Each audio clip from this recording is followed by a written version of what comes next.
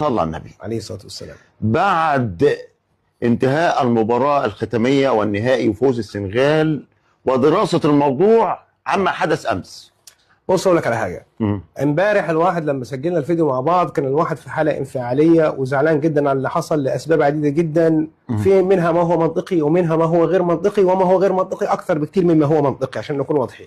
كلام جميل. بعد هدوء بقى اتضح ان احنا دلوقتي، خليني اسمي ما يحدث الان بيني وبينك مجرد تساؤلات. تمام. مجرد تساؤلات بس. بعيدا عن نظريه المؤامره.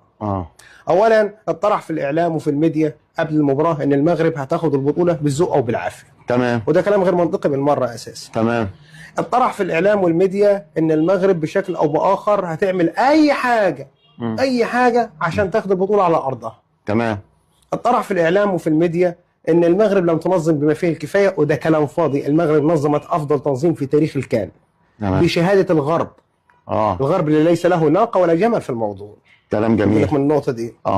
من ضمن الاسئله ايه اللي خلي ماني يقف مع مندي وقول له دياز هيلعبها في النص؟ تمام.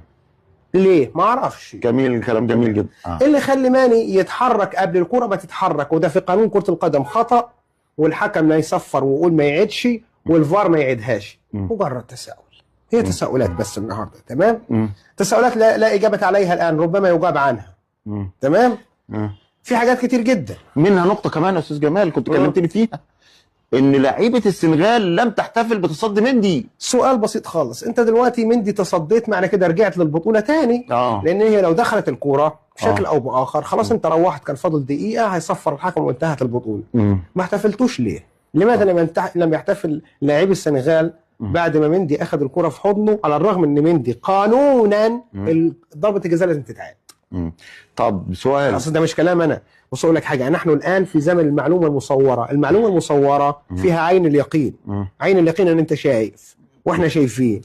لماذا لم يتدخل الفار في اعاده ضربه الجزاء؟ ما هو برضه من ضمن الاسئله.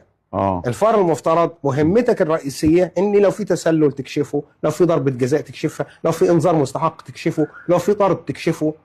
ما عدتش ليه المسألة دي؟ ضربة الجزاء صحيحة من الأول ولا مش صحيحة؟ من الأول طبعا صحيحة 100%. أولا الكرة جاية لدياز. ودلوقتي المدافع شادد دياز وموقعه. فهي ضربة جزاء صحيحة 100%. خليني أدخل في سؤال محوري شوية. ثم كمان قبل السؤال المحوري. دلوقتي الكرة اللي صفر فيها الحكم اللي جت في العارضة دي، في ناس بتقول ده في هدف للسنغال. الناس دي عندها حول وجودي. أولا كده الحكم مصفر قبل ما ترتد الكوره، يعني قبل ما تروح للعارضه وترجع كان الحكم مصفر، ومن هنا